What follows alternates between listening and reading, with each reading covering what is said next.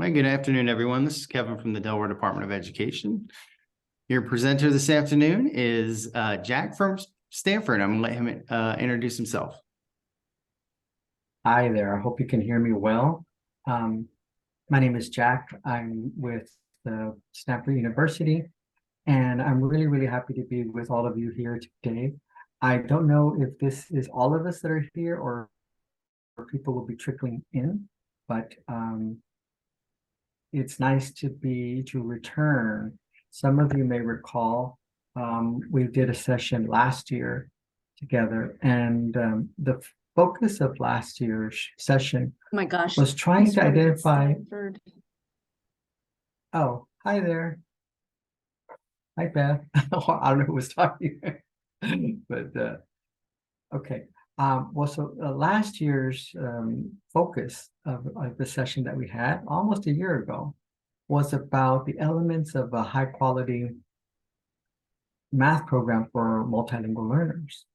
And, we did a couple of tasks together, and we reviewed a few principles. And so I have been invited yet again this year to continue some of that conversation. And I want to thank the organizers of the conference, from Surviving to Thriving, which I think is a great title, to once again come and bring some ideas, hopefully to stimulate thinking, creativity, innovation around this topic. Myself, I was a high school math teacher in Texas for many years.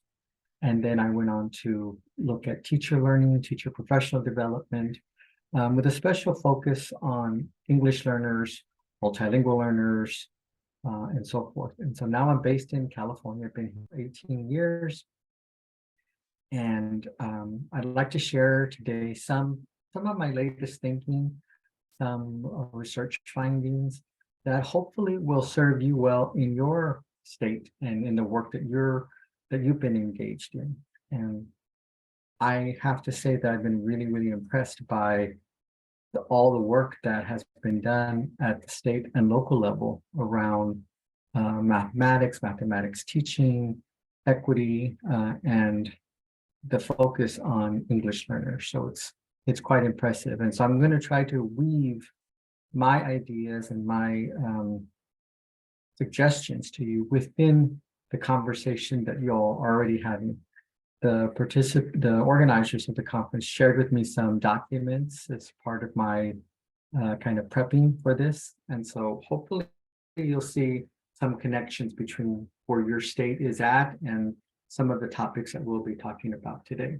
I imagine that in our audience today, we have math teachers, maybe secondary math teachers or coaches or curriculum specialists. We might have multilingual specialists. So if you can, in the chat, write down kind of what is your role, whether it's math teacher or math specialist. You probably wear multiple hats, but put the one that you consider kind of the primary one. Let me just get a sense of who's in the room.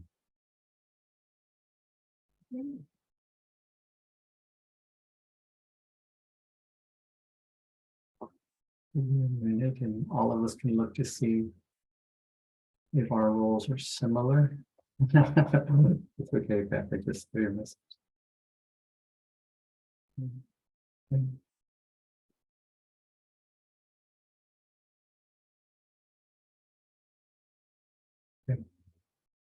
So lots of coaches, some teachers, some multilingual. Okay, great. So I think all of this will, I think it'll serve different audiences, what we're going to talk about today. All righty, so let's get to it. I hope you can see my slides, okay? The session is titled Implementing Secondary High Quality Instructional Materials in Mathematics for Multilingual Learners. So HQIM is what we use, and I don't know if you use it in your state, but that's the lingo that I've seen. High quality instructional materials. So I want to, let me see. I'm trying to multitask a lot here with the screens and the chat. So I'm going to check the chat periodically in case there's something that that needs my immediate attention. If it does, somebody just unmute and interrupt so that I don't keep going on and on, oblivious to all of that. Okay, so I was very fascinated by some of the documents that have been shared with me around the work that your state has been doing around increasing the achievement in mathematics for multilingual learners. And there's a nice sort of set of ideas connecting everything together between shared mindset, shared language, shared practices, and shared expectations. Perhaps some of you have already seen this already. I think it's a really great map of the kind of work it takes to really connect, especially the discipline and the people, the content specialists in mathematics and the specialists in language, who, as we know, for a long time, have had sort of parallel tracks, but not always a lot of interaction, much less at the high school level. So it's very exciting to see the possibility of more and more collaboration that's meaningful, that's fruitful, that's useful. So we're going to kind of base our work in this kind of framework, that it really does take a series of actions and a series of relationships to really break through some of that siloed culture that historically we have had. And I say we because I consider myself in the mathematics area, but I've had a foot in the language world for a long time. Okay, I also was really pleased to see another document that was a crosswalk between the kind of the framework for language learners, for multilingual learners in Delaware, with the benchmarks of quality in ELSF, which is an organization that you've been working with, or that's been working with your state leaders and your local leaders. And so there's a crosswalk between the parts in yellow, or the parts in color, are the parts that are part of your framework, and then how do they map onto what ELSF calls benchmarks of quality? And there's a really nice synergy among the two. And so just for the first one, teachers invite students to use a range of language practices, discussing, asking questions, and so forth. These are all the things that we know are good for language, but they map very beautifully into the big buckets that you all already had. So we're totally in sync. And what I'm most excited about, and really, really proud of, all the hands that went into making this mathematics framework. I read it several times, and I've just been amazed at the real commitment to equity and excellence in mathematics. It has a lot of components, and I know that this is the product of many, many deliberations, conversations, perhaps debate, but in the end, it's something that the state of Delaware can feel really, really proud of. I think it shows not just a commitment to equity in name or in word only, but through actions, because there's a lot of specific guidance and ways in which, thinking through the whole process, the assessment, the evaluation, the teacher support, professional learning, just all of it is very comprehensive. And so I want to commend all of the committed educators, teachers, curriculum specialists, district leaders, state leaders who put this on this. And I just want you to kind of own it and feel good about this, because I think this is going to be an anchor document that, if we follow it and if you anchor yourself in it, it can really help you make some decisions around teacher learning around these new materials. So kudos again to everyone involved. I pulled a few things from the section of the math framework that has to do with implementation of curriculum or of materials. And because I'm going to base my remarks around some of the specific language that you have there. So there's a lot of things in the framework, it's a very complicated system of recommendations, but I pulled out the pieces that I can handle in this 1 hour, hopefully to give us a little bit of focus. Okay, so for implementation of materials, there's call for some kind of initial training on new mathematics material to help them understand the approach, design, and logistical components. So correct. So this is, as you bring something new to teachers, clearly, all of us, all teachers are going to need some help finding their way around and knowing how to use the new materials. What's the underlying thing? What's the underlying shifts? What are the things we want to emphasize more in this new material that may be different from what they have done in the past? Okay, so continuing on, I'm only highlighting the pieces that I'm going to speak to more specifically. Continuing on that framework, there's bullets C and D, but in C, there's something about the skillful implementation of the system mathematics materials in alignment with the instructional vision and students' needs. So this idea of skillful implementation, I thought that was a really important phrase. What does it mean to be skillful as you implement X curriculum, Y curriculum, so forth, and those may be different.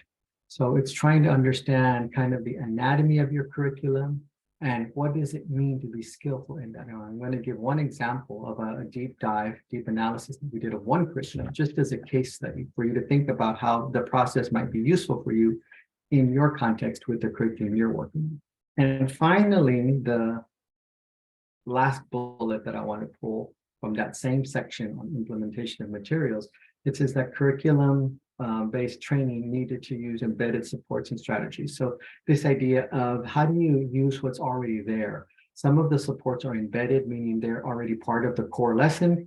And then some of them are more like in case you need them, in case you want, or they're kind of supplemental. So how do you use all those supports? It's almost like, when you get a new car or a new phone, let's say you get a new phone and you want to know what can this new phone do? What's all the capabilities? So you want to be able to use and be familiar with all of that. Okay, so the guiding question today is, what does it take to improve teaching? Now, it's a question that many of us have been wrestling with across our careers. I've been in education now 30 years. And each time I kept getting, better answers, but it's still a question that vexes me. So I just want us to think for a minute, what does it take to improve teaching?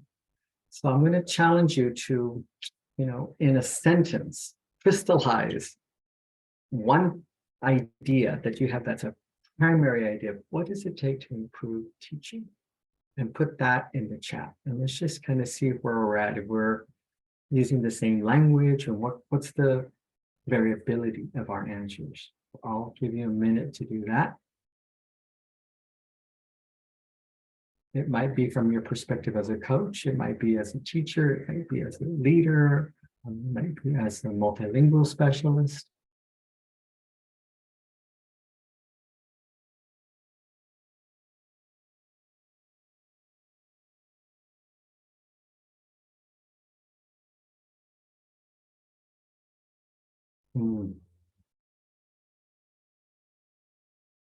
While you are typing yours, or if you type yours, go through and read what everyone else is writing as well, just so you can get a sense of the room.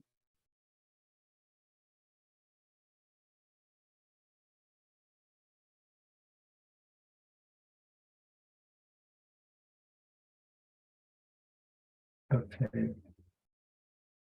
Being willing to learn, intentional planning, reflection, growth mindset, empathetic, supportive. There's definitely a emotional component to this, not just a technical component. Continuous learning, support PD,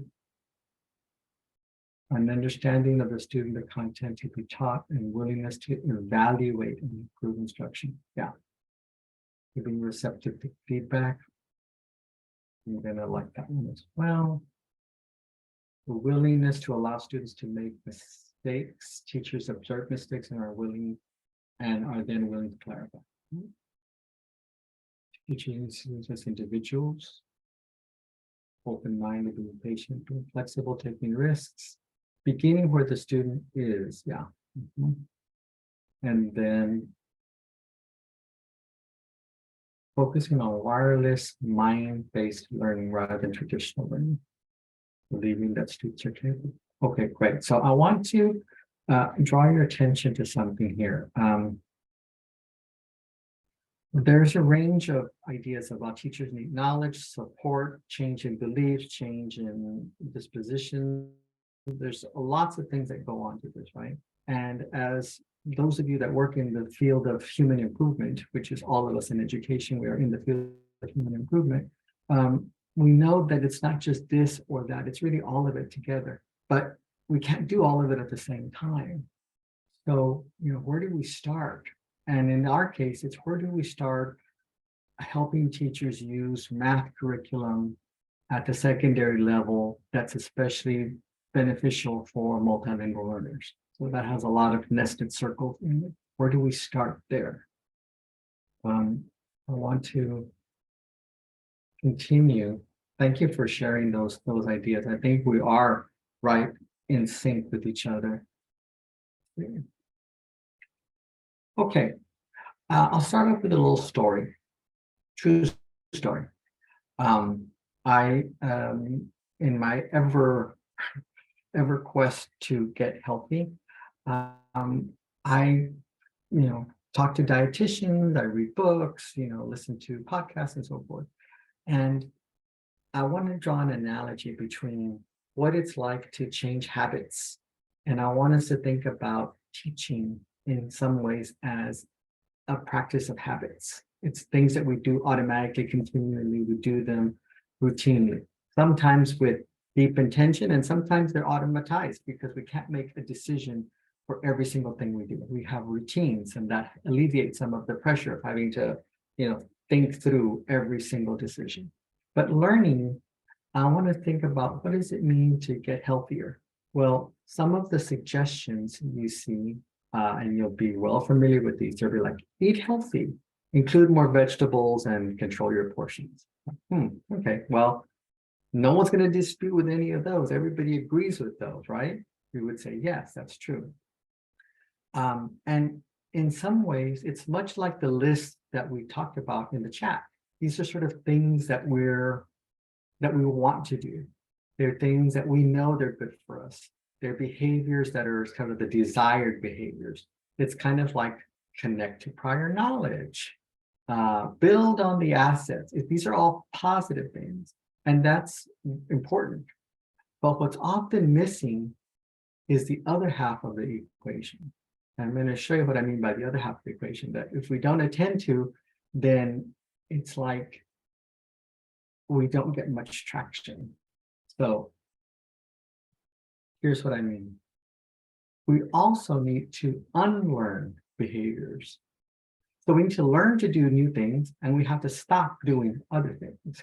In the case of food and health, we have to, for example, one of the recommended practices is to stop watching TV or being on your computer while you're eating. Why? Well, because you're distracted. You're watching TV and you don't realize that, you've ate, more quantity than what your body really needs. Oh, okay. So you see how eating healthy is what you want, the positive. Do more of this, do less of that. Less watching of the screen. Well, that's helpful. So they work together. Do more of this, do less of this. Kind of like a balance. Another habit that you have to move away from is eating too quickly. So there's things like, for example, a dietitian recommended, time your meal. Do you typically finish a meal in 5 minutes? If so, can you get it to 10? Can you get it to 15? In other words, can you stretch out the time? So it's another little habit. It's not just add more vegetables, but don't gulp it all down in a few minutes. That's not healthy either. And then the last one is this idea of knowing something about how the brain works. Is that after you eat, many of us know after you eat, it takes a while, like up to about 20 minutes, for your brain to receive the signal for your stomach saying, I'm satiated, I'm full, I don't need more. But if we don't wait those 20 minutes and the signal hasn't reached your brain, then you might be eager to go for a second helping or a third helping in my case. So what I'm saying is that if we think about the practice of teaching as built on habits and practices, then how we move practice, how we improve the practice of teaching has two components at least.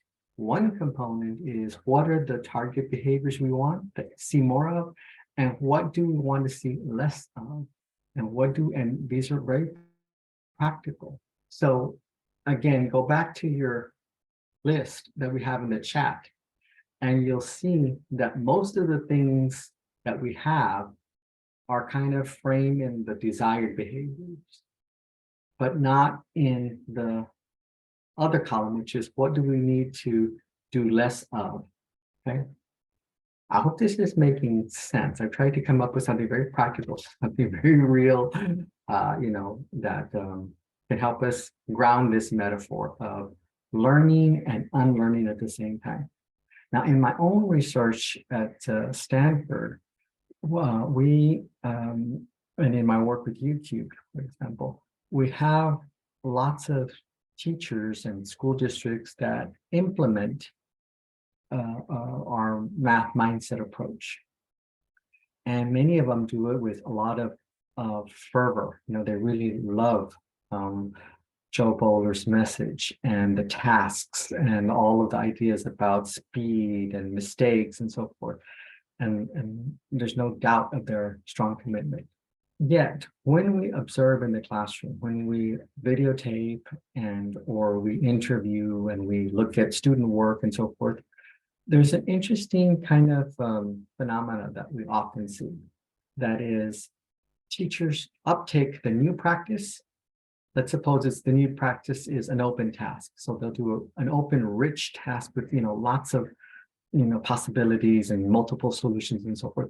They will implement one thing that's a new practice, but they'll keep something from the old way of doing things and not realize that they're kind of working against each other. So, for example, one teacher might implement a rich task. She's never done that before. This is the big risk she's taking. So she implements this big task, and so that's a start. But the old practice that she maintains while doing the new practice might be something like hyperscaffolding, coming in and talking to kids and giving them hints and helping them along. And, kind of if they struggle too much, she intervenes with giving parts of the answer, because that's what she's used to doing. When kids struggle, you help them. I mean, it's a traditional way of thinking. So here we see teachers kind of mixing the old and the new. And it's not a mistake. It's kind of just part of the process. It's part of, I'm going to try this new thing while I'm keeping some old things, but eventually those older patterns need to be kind of more in the background and recede and replaced with other things. So I don't mean to disparage or, say that there's anything wrong with it. It's just really part of what it means to develop new habits. We keep some of the old, but sometimes the old habits undermine what the new habit is trying to accomplish. And so it's always this push and pull. And the reason why I'm saying all this is because sometimes we think about teacher learning in rather simplistic ways, like if we just explain to teachers what they need to do and we give them the textbooks and we give them some training, then they'll be able to do it. But we know it doesn't work that way. Most teaching change happens very slowly, and it also happens when all those components work together. And so what I want us to see, it's not just a switch on or off, either they do it or they don't. I want us to think about the complexity of moving behaviors that are instilled in there, are ingrained in us, and having respect for that, having respect for the fact that it takes all of us time to change in the system. But the more we understand that it's not just about do this, we also have to include and less of this and less of that. That is kind of a complete recipe. The support is more complete when we're more explicit about what are the things we want to see less of. Some of you who are my age, in our 50s, may remember when NCTM first came out with their standards in the 80s, I think. They had this really great list about do more of this and less of that. More focus on reasoning, less focus on memorized calculations and so forth. Anyway, so that more of and less of, I think, was a very good heuristic to help us. Okay, so getting back to our theme of what we're saying for math curriculum, I want to share a case study. Let's see, come on screen. Okay. I guess let's take a hypothesis. Let's do one more chat thing. Based on your experience with teachers. So now it's not just how do we improve teaching, but based on your experience with teachers, as a teacher, working with teachers, coaching teachers, evaluating teachers, hiring teachers, what are the areas where teachers need help the most to implement effective math curriculum with multilingual learners? It's a big question, I know. So let's read it again. Based on your experience, what are the areas where you think teachers need the most support in implementing an effective math curriculum with English learners? So take a minute and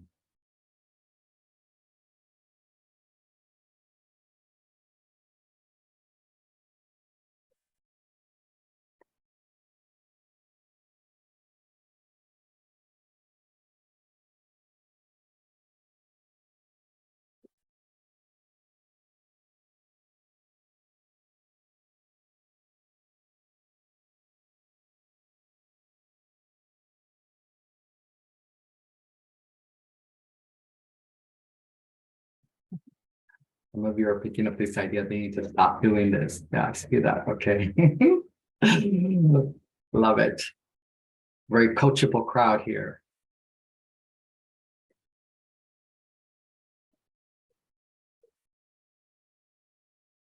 And by the way, I mean, I'm using blunt language here about don't do this and don't do that. I mean, we can be more careful and say less emphasis on, focus less on this. You know, there's more gentle ways to message it rather than do and don't, because it does sound very authoritative, and we don't mean to be that way. But what we mean is let's get concrete about what's going to help you be successful if you do more of this and less of that.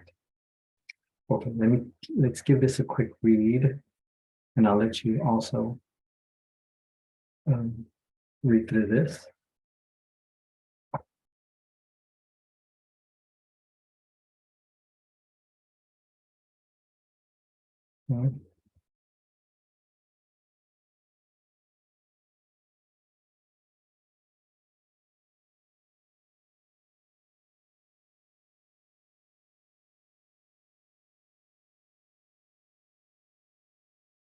Interesting here too. Being flexible and willingness to try new things, even when they might not be the way you think it should be done. Oh, that's a really powerful position to be in, to like give it a chance, even if it feels different. Give it a chance. Taking risks. Beginning with students. Okay. Let's see. Word problems. Some of you have the same answer. We need to stop thinking that translating text will teach students mathematics. Yes, that's it's not a magic bullet. Primary support in materials is part of the answer, but it's not the full answer, especially when students can't read that language. Let's say they weren't schooled in that language.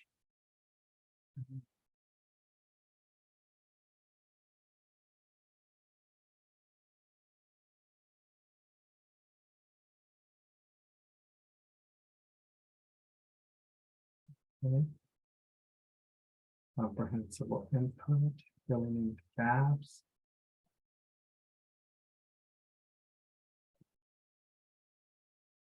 Explaining abstract concepts and the process of solving questions to a various range of multilingual learners with English language performance levels, right? So there's great variability in which, we know when we say English learners, that term, or multilingual learners, that term masks all the great variability within there between their academic preparation, their literacy in their home language, whether or not they're on grade level with content and so forth.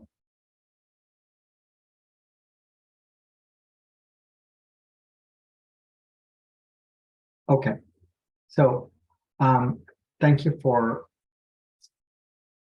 sharing your thinking here. What I want to do is walk you through a project that we went through. And again, this is not, oh, replicate the same project exactly the same way in your context. It's a case. It's a case of something I did in California, but I'm going to walk you through the logic of it.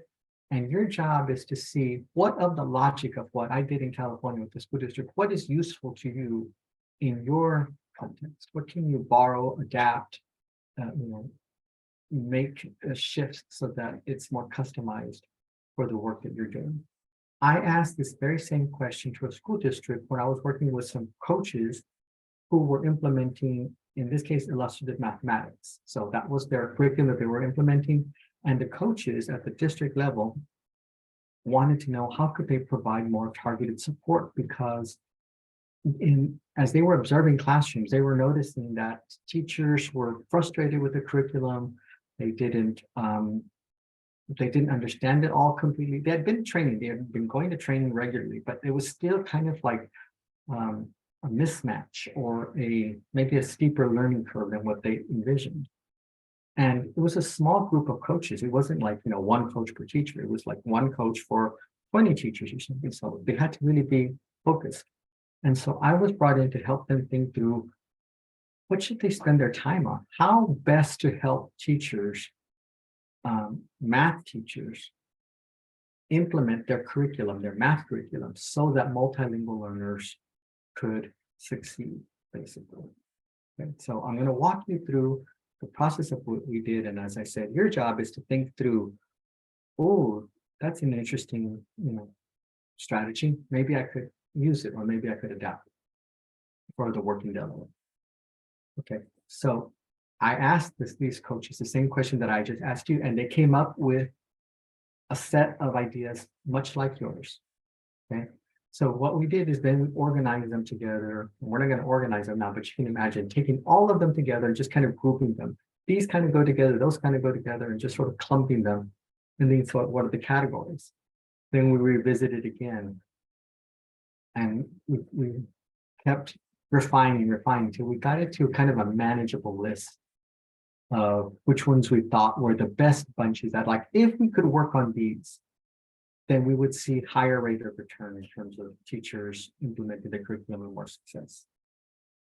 So with this exercise, we developed a survey, a teacher survey.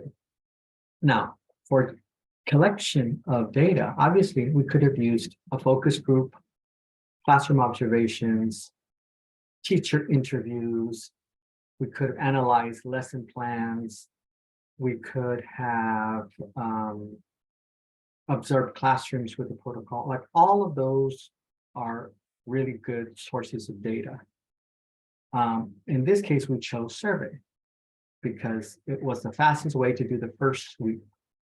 So you might think about it as, what can you do? Where can you start? So we started with the survey. You might want to start with, as I said, a focus group, or interview a select number of teachers, or whatever else data gathering you want. But I want to tell you the logic of what we did and why. First thing we did, we asked teachers on the survey just basic questions about themselves. How long have you been teaching? How long have you been teaching multilingual learners? And so forth, just to get to see something about who they were, so that when we cross-tab the data, we could say, do less experienced teachers have the same response? Do more experienced teachers? Does it vary by some of those demographic variables? So I won't bore you with that. But one of the things that I noticed is that when we talk to teachers about supporting them, it's always from a, whether we want to or not, it's almost kind of like, you're not doing something right and we need to help you fix it. It has that sort of like underlying message. And I know we have a lot of PLC, and we try our very best to kind of, work that, because that's not what we want. But unfortunately, it comes across that way. So one of the things in the survey that I did is, at the very beginning, the first question we asked was, in a short paragraph, share a success story that you've had in your classroom with your students. It could be from a lesson, a student, or something that you've developed over time. In other words, it could be an episode, a student, or something that you feel like you've gotten better over time. The reason why is because I wanted to establish like starting off with a positive foot to say, teachers, you're doing something right, and I want you to get credit for and feel good about your work as teachers. And it's very surprising how very often teachers don't get a chance to shine, because it's always like, reform, change, improve. And it's kind of like this idea that it's never good enough. And I know why, because we do want quality. We do want to fix the things that are not working in our classroom.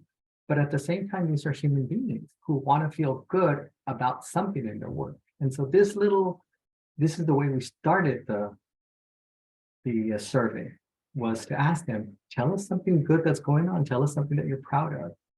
And again, you can change the wording, but I'm just trying to give you the intent of when we work with teachers, how do we are mindful of the tone that we set? Okay. So now getting into the kind of particulars of this survey. Oops, hold on. So the first section was on student engagement. We want to know kind of what's going on. Are students really like the teachers talking? Are the students with you? Okay, so in this section, there's a series of questions, and it says, think about your diverse class, your most diverse class, however you define it. Okay, based on that one class, well, we try to focus it. Based on that one class, respond to the questions related to students' engagements in mathematics. We ask that you respond for your overall class first, and then for the group of English learners in the class. So for example, the first question is, my students think deeply and critically about math daily. How true is that for my overall class? Most of the time, some of the time, few times, or none. So what's kind of the truth statement for the overall sense of that one class you've selected? Now, think about only your multilingual learners within that same class. Is it the same or different from how you rated it, how you rated your overall class for that one indicator? And the reason why, the logic of it that I was trying to promote, is I was trying to tease out what are the unique unmet needs of teachers who are teaching multilingual learners. How do we separate out between the general need of your class versus the needs of your multilingual learners? So for example, my students think critically and deeply about math daily. I might say in my class, most of the time. For my English learners, some of the times. Okay, that's important to know. When I think about it, yeah, I'm doing this with most everybody, but when I focus in only on the English learners, I'm seeing their participation in that practice somewhat lower. So again, it's not, there's no measure that's perfect, but you see how I'm trying to separate out what's a general pattern versus, and where do your English learners or your multilingual learners fall within that general pattern? Are they the same? In other words, it's a problem for everybody. Okay, that's one thing to know. Another thing is it's a pattern that's different. There's a differential pattern for multilingual learners, and that will help us narrow in on what do teachers need. So in that same section, I had a series of more questions. So that was C1, but I had C2, C3. So I had like 4 or 5 questions, and I'll show you what those questions were. But again, the pattern is the same at the top for your overall class and for your English learners or your multilingual learners. So the second question is, my students talk about their math with peers daily. For the overall class, what would you say? And now for that same question, for your multilingual learners, what would you say then? I'll just give you a chance to kind of look through some of these questions. My students respond to the thinking of their peers, building on each other's ideas. Is that true? How true is that? Or how often does that happen with your overall class? And then how often does it happen with your multilingual? Over time, my students are moving toward becoming independent math learners. So is that true for your students? How true is that for your students? And then how true is it for your multilingual? And this is a real interesting one, right? Because independence is something that's in the framework, in your math framework. In other words, we want this for everybody. But what we want to know is this happening for both sets of students, for the overall class level, and then zeroing in on just the multilingual English. And then my students enjoyed challenging mathematics without fear of making mistakes. So again, some of the mindset stuff that I'm sure you're very familiar with already. Okay, so these items, they can be tweaked. You can adapt them. You can make a shorter set. You can brainstorm your own. These are things that we just did together as a group. But the logic of it was just trying to figure out, where is there a differential need between students? And in some ways for the teacher's practice, but they're trying to, this is all from the teacher's report. So trying from the teacher's point of view, what do they see the students, their overall students doing versus their multilingual learners doing? Okay, so this was just the first step about engagement. This is being recorded, so if you need to, and we'll also share slides, so we don't feel the need to make a copious notes.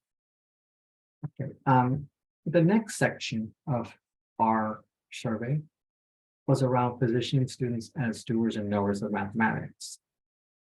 So I'll just read this very quickly. It says, as teachers, we all want students to feel confident and capable of doing mathematics. Below is a list of teaching practices that communicate that message to students.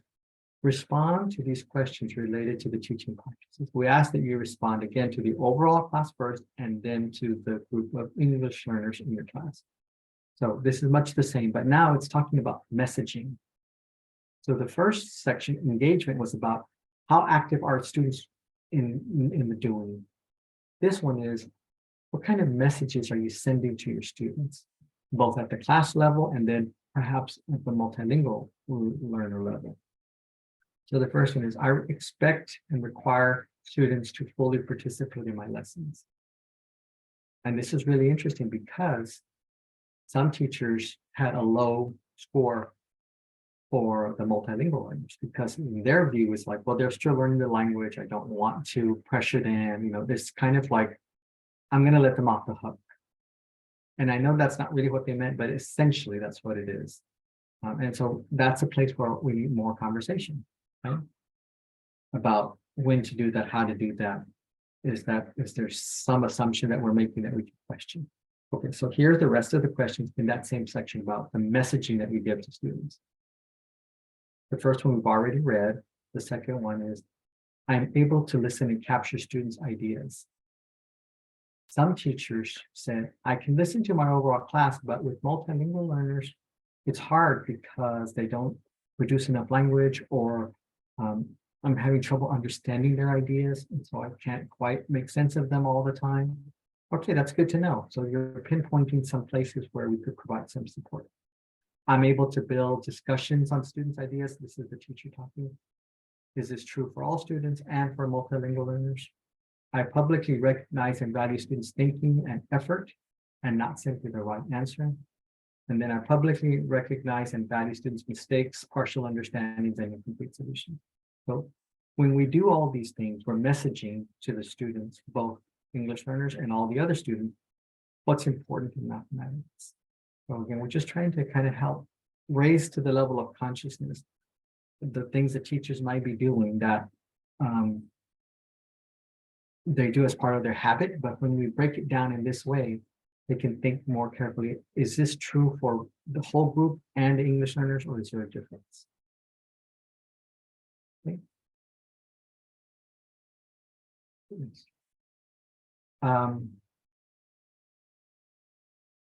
In the teaching of illustrative mathematics, there's a certain set of pedagogy that they expect. So every curriculum already kind of has a structure, right? Kind of like a way that they want you to do things. So in illustrative mathematics, and I'm not pitching instructional mathematics, it's just a case that we did. But that one had a particular way that they wanted things to be done. And so our thinking was to ask teachers to rank in priority, where would they like more help from the coaches? Following that routine of their curriculum, where do they see help? Where would they like more help from 1 to 10? And so here are the instructional moves that are there. There's like a launch part, the first 3 are launch, and then there's like a work, and then there's a synthesize in the last grouping, and then finally reflection. So teachers were able to say, okay, out of all the things I'm expected to do, here's where I feel I need the most help. Again, it's kind of customized work. When we're talking about, remember at the beginning, we talked about the skillfully implement the curriculum. Okay, well, to skillfully implement illustrative mathematics in our case, these are the major teaching practices. So what we're asking teachers is to identify where would they like more help. Okay. You can, in your own mind, make a thought experiment. Think, where would you think your teachers would be?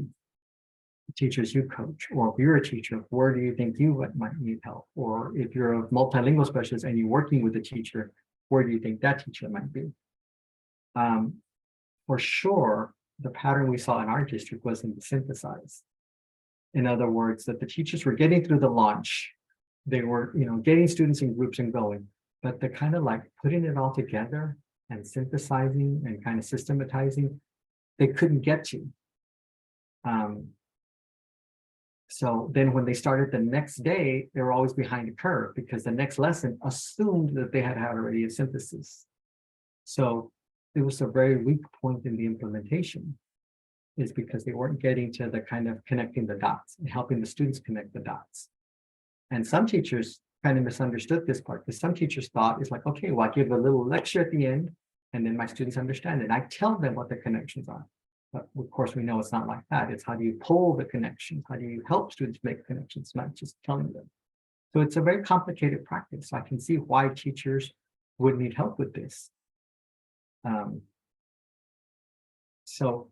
then for sure, the reflection, I mean, almost nobody was doing exit tickets. And even if they were doing exit tickets, nobody was using the exit tickets to inform the teaching. Just and in all fairness, really, my sense, my professional assessment of it was that there was too many things in the lesson to realistically implement.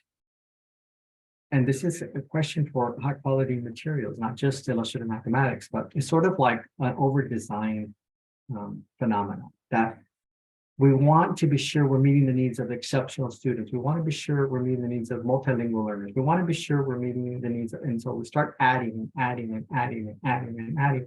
And pretty soon the lesson becomes bloated, unwieldy, difficult to implement. Okay, but yet all the ingredients are there. It's like, yes, but if you can't execute it, if you can't implement the lesson, then there's a problem. And that might be a really big concern. That's not a teacher problem or teaching problem. It may be a design problem. So as a coach or district leader or a teacher leader, how do we manage that dilemma? How do we manage first? Like, it's almost like a buffet. There's so many good things here. They're all good individually, but you can't eat them all in one sitting. So it's too much for one lesson. What's the way to manage that, to choose over time and to choose thoughtfully what you're going to pay more attention to and less attention to? Remember how I talked about more of this and less of that? Okay, so this is a really good, a lot of rich data came out of what came out here, what teachers said that they need specifically from the skills that are needed to implement that curriculum. So you could be thinking about the curricula that you're working with. What's the skill set? What are the teaching practices, the core teaching practices that teachers need? And then what's a kind of a dipstick that you could develop for your teachers to get a sense of what they need? Of course, the coaches have their own impression because they're observing and so forth, but this is sort of like trying to include the teacher voice and trying to get their perspective and factoring that in. Okay, the last part of this survey that I thought was the most powerful, and it goes back to the question that I asked you about what hypothesis you had. What was the hypothesis that you had about what's kind of like, where do teachers need the most help in implementing math curriculum for multilingual learners at the secondary level. So remember, you made that long list in the chat. So we did the same thing with those. We distilled it and we broke it down and we said, in this case, with this school district and with these coaches, based on their experience with the teachers, they narrowed it down to, I don't know, 7 or 8 different challenges. And they wanted to ask the teachers which challenges they felt they needed. So for example, in this section, it says, we recognize that all teachers work, that everyone's always striving for improvement. Below is a set of teaching challenges that we all face. Notice the wording, it's we all face, not some of you face. We all face. Knowing which challenges you are currently dealing with will help us target our support. So this is coming from a place of trying to provide support because we know it's difficult. Indicate your level of agreement. So we have some statements here that are based on the hypothesis that the coaches made. Number 1, teaching challenge number 1. I tend to offer too much assistance to my students, even though I know I should not. Now you see how this is like, don't watch TV while eating. This is the do less of this. We already have the, access prior knowledge, build on student strengths, give feedback. We already know the positive behaviors, but what is it that we need to do less of? Or what's the barrier? How do we pinpoint the barriers? One of them is I offer too much assistance. So I'll show you the rest of the barriers that this particular group of teachers or coaches came up with. I tend to offer too much assistance. I tend to get impatient with how slowly concepts get developed in that particular curriculum. So the feeling was that illustrative mathematics, it just took forever to get to a concept. It was like this lesson, that task, and then you finally wrap it all together. So some teachers, because it's very different, because in most traditional math curriculum, it's like you cover the lesson, cover the skill, and you move on. But here it was sort of like drawn out. So that was that impression. So that was a hypothesis that that the group of coaches had around the barriers. The third one was, I don't understand the real purpose or value of the math language routines. That was a powerful one too. That was a hunch. Like, could it be the case that teachers maybe really don't see the value? Could be. So we're going to test it out with this survey. We're going to validate that concern with some data. Another possibility that the coaches said is, perhaps some teachers find it hard to understand student strategies that are too different from their own.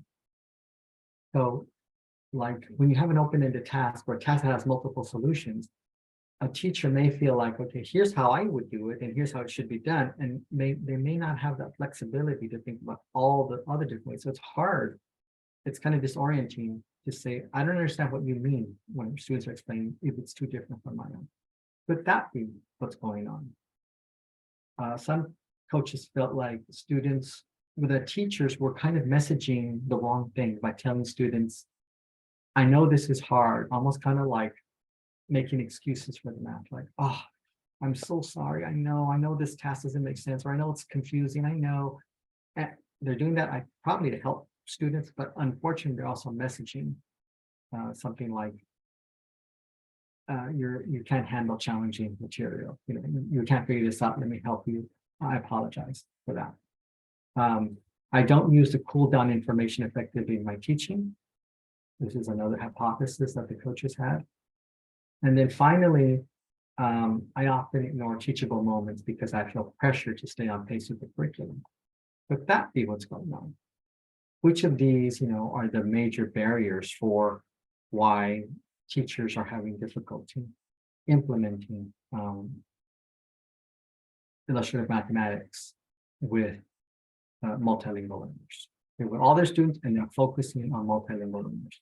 So of those, when we looked at the data, these are the ones that bore out.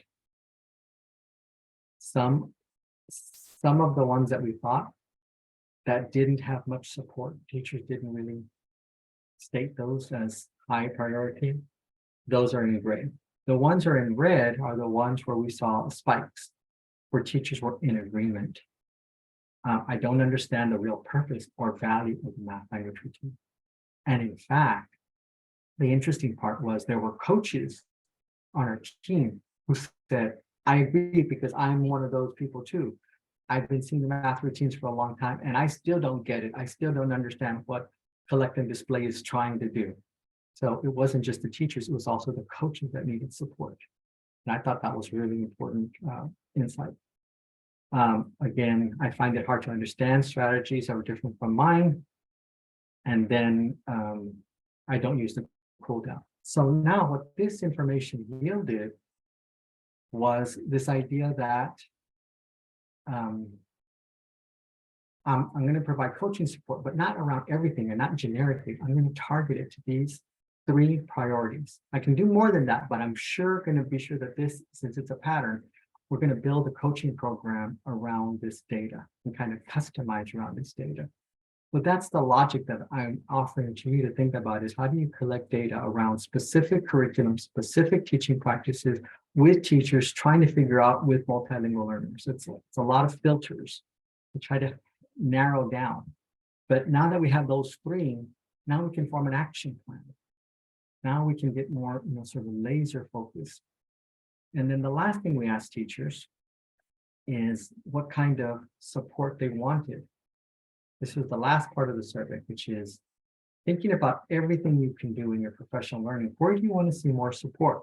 So we brainstormed this list. Do you want help with lesson planning, planning specific supports, addressing off-task behavior? Because this is something we were seeing, especially during the pandemic and hybrid classes. Do you want help observing and giving feedback to your class? Do you want analyzing videos of your teaching? Do you want to co-teach? Do you want help working with small groups and so forth? So just try to make a menu of options just to see where things fell. And then, but notice here, what we try to say is, number 1, are you currently receiving help on this area? Yes or no? Lesson planning, are you currently getting help from coaching? No, I'm not. Okay. Now, if you're not, do you want to continue as not, or do you need more? Okay.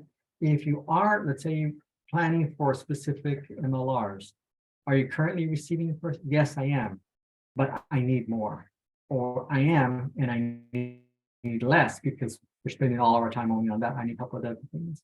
So again, this is a way to kind of dial up and dial down the levels of support, really trying to customize where can we provide the coaching support with the most amount of leverage, getting teacher feedback. And then there's a place for them to write in other things that they might want that we hadn't thought about. So you can make up your own list of things. Okay, so we're almost out of time, but I want to thank you for spending some time with me. I hope that some of these ideas are useful to you about trying to get a better sense of the unmet needs that teachers have in their teaching practice around multilingual learners. I think the more we listen to the clients as teachers and as colleagues, we can really target our support and have them feel like we're working with them rather than doing it to them. So that's a really powerful concept that I try to think about is how do we work with teachers and getting to know their perspective, and especially around the unique needs of each curriculum. I hope today has been useful to you. I'll include the slides in the support materials. I hope that this serves as a launching point for the great work that your state is doing. I don't want to keep you from your lunch, so we can adjourn here. And thank you for your participation today.